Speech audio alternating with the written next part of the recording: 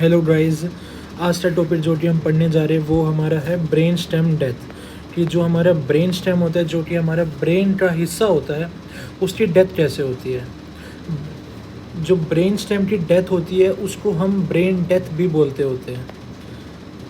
Brain death के अंदर क्या होता है, जो ब्रेन का जो फंक्शन है वो हमारा कम्प्लीटली और इरिवर्सिबली क्या हो जाता है, सिजेशन हो जाता है। सिजेशन का मतलब पूरी के पूरे तरीके से बंद हो जाएगा कम्प्लीटली, और इरिवर्सिबल मतलब वो दोबारा से ठीक नहीं हो सकता। तब जाके हम ये बात बोलेंगे कि जो हमारा ब्रेन स्टेम है उसकी क्या हो चुकी है, डेथ हो चुकी है। मिड ब्रेन स्टेम के अंदर हमारी 3 चीज़ें आती है। सबसे पहला आता है मिड ब्रेन आता है, दूसरा आता है पोन्स आता है, तीसरा हमारा क्या आता है, मेडुला आता है। तो यही 3 चीज़ें हमें पढ़नी है। मिड ब्रेन आता है, पोन्स आता है और हमारा क्या आता है, मेडुला आता है। ब्रेन स्टेम के अंदर जो हमारे जो 2 मेजर फंक्शन है, सबसे पहला हमारा आता है रेस्पिरेटरी सेंटर आता है, दूसरा हमारा है रेटिकुलर फॉर्मेशन आता है।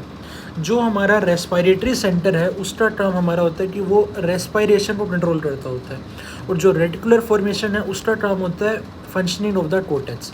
तो फंक्शनिंग ऑफ द कोर्टेक्स जो होता है और जो रेस्पिरेशन, यही हमारे जो 2 ब्रेन के भी मेन फंक्शन यही होते हैं। इसलिए जो हमारा ब्रेन स्टेम अगर स्टॉप हो जाता है उसी को हम क्या बोल देते हैं, ब्रेन की डेथ बोल देते हैं। अब ये जो ब्रेन स्टेम डेथ है इसका मैकेनिज़्म क्या रहेगा, दो तरीके से हमारी क्या हो सकती है, ब्रेन स्टेम की डेथ हो सकती है। सबसे पहला हमारा हो सकता है ट्रोमेटिक इंजरी हो गई, उसको कोई घाव हो गया। दूसरा क्या हो सकता है, जनरलाइज्ड हाइपोक्सिया, कि उधर हमारी क्या हो रही, ऑक्सीजन की क्या हो रही, कमी हो रही। ये 2 चीज़ों की वजह से हमारा क्या हो सकता है, ब्रेन स्टेम की डेथ हो सकती है। जिस वजह से हमारा क्या हो जाएगा, जो हमारा ब्रेन है, ब्रेन के अंदर क्या हो जाएगा, एडिमा हो जाएगा। एडिमा मतलब उसके अंदर सिंपल लैंग्वेज में सूजन आ जाएगी।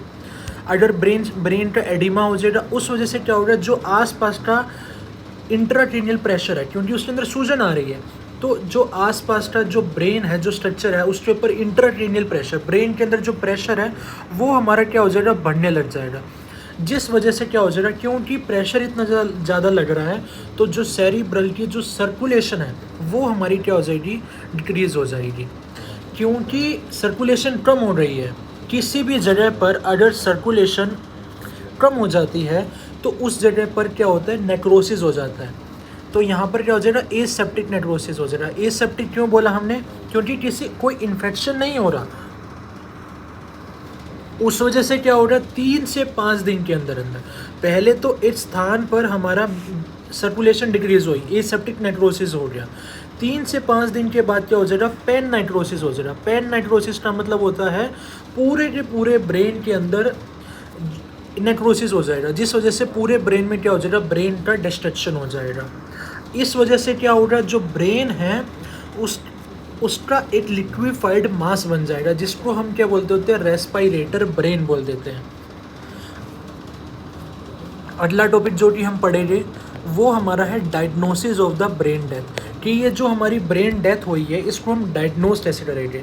इसको डायग्नोस करने के लिए, जैसे कि हमने ब्रेन स्टेम की डेथ के अंदर बोला था, 2 चीज़ें, एक तो वो पूरे के पूरे ब्रेन के अंदर होनी चाहिए, दूसरा क्या होना चाहिए, वो इरिवर्सिबल होनी चाहिए। तो इन्हीं 2 चीज़ों को हम चेक करेंगे कि जो ब्रेन का जो सिजेशन है वो हमारा क्या होना चाहिए, कंप्लीट सिजेशन होना चाहिए, और दूसरा क्या होना चाहिए, जो सिजेशन है वो हमारा क्या होना चाहिए, इरिवर्सिबल होना चाहिए।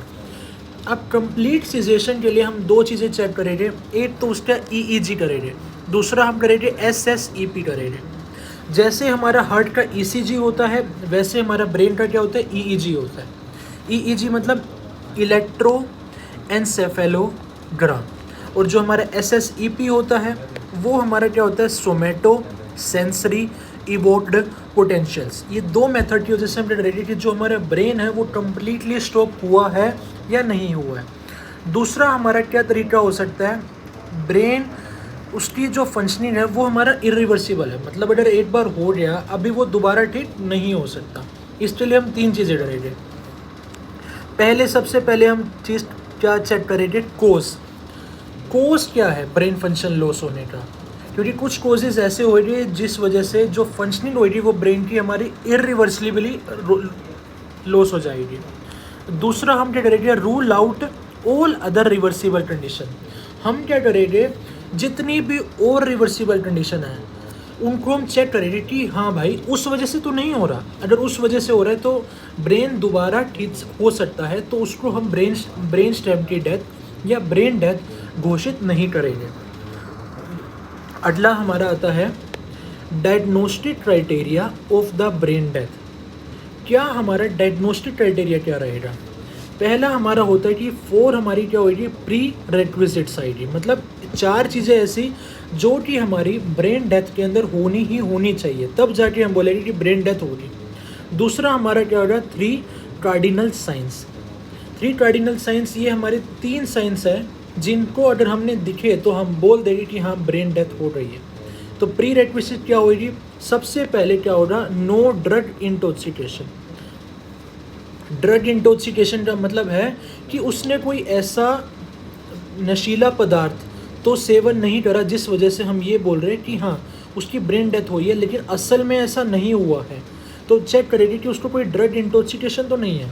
उसका जो बॉडी का कोर टेम्परेचर है वो 32 डिग्री सेल्सियस से ज़्यादा होना चाहिए। No other medical condition associated, उनको भी हमको रूल आउट करना पड़ेगा कि हाँ कोई और कंडीशन तो नहीं है जिस वजह से इस इंसान को ऐसा हो रहा है। तीसरा हमारा क्या आएगा, क्लिनिकल या न्यूरो इमेजिंग एविडेंस। हमको और भी क्लिनिकल एविडेंस को लेके चलना पड़ेगा ऑफ एक्यूट सीएनएस कैटास्ट्रोफ, मतलब कोई डिज़ास्टर, एक्यूट मतलब शॉर्ट पीरियड में हमको कोई ऐसा उसको डिज़ास्टर तो नहीं हुआ सर सीएनएस के अंदर, that relates with the clinical diagnosis of the brain death. 3 cardinal science क्या हो जाएंगे, इसको हम कैसे याद कर सकते हैं, CAP कैप, कोमा,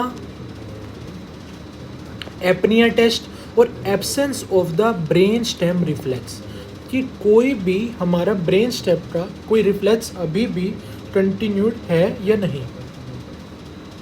अब सबसे पहले आता है हमारा कोमा। कोमा का मतलब क्या होता है, no cerebral motor response to pain in all extremities. हम कब बोलते हैं कि कोई इंसान कोमा में है, हम तब बोलते हैं जब हमने, मान लीजिए कोई एक इंसान है वो हमारा बेड पर लेटा हुआ है, हम उसको तब बोलेंगे कि वो कोमा में है जितनी भी उसकी एक्सट्रीमिटीज़ है बॉडी की, मतलब हाथ हो गया, पाँव हो गया, हम वहाँ पर उसको पेन सेंसेशन दे रहे। अगर जब हम उसको पेन सेंसेशन दे रहे उसके बाद हम चेक करेंगे कि उसका कोई मोटर रिस्पॉन्स, उसका कोई हाथ पाँव हिल रहा है या नहीं हिल रहा। उसके बाद आता है हमारा absence of the brain stem reflexes. हम क्या करेंगे, उसकी आंखों में लाइट मारेंगे सबसे पहले। अगर हमने लाइट मारी और हमको दिखा कि उसके जो प्यूपिल्स हैं वो कोई रिस्पॉन्स कर ही नहीं रहे, तो हम सीधा सीधा बोल देंगे कि उसकी एब्सेंस है किसका, ब्रेन स्टेम रिफ्लेक्स का। दूसरा हमारा क्या होता है, ओकुलर टेस्ट हो रहा है, जिसके लिए हम क्या करेंगे, कैलोरी टेस्ट। कैलोरी टेस्ट के बारे में हम आगे पढ़ेंगे। Facial motor response, facial motor response कैसे चेक करेंगे, उसका जो होता है, जैसे नॉर्मल इंसान का जो जबड़ा होता है वो ऊपर नीचे करके उसको खोल रहा है कभी बंद कर रहा है, तो उसका नॉर्मल बंदे के अंदर क्या होता है, वो एक्टिव होता है।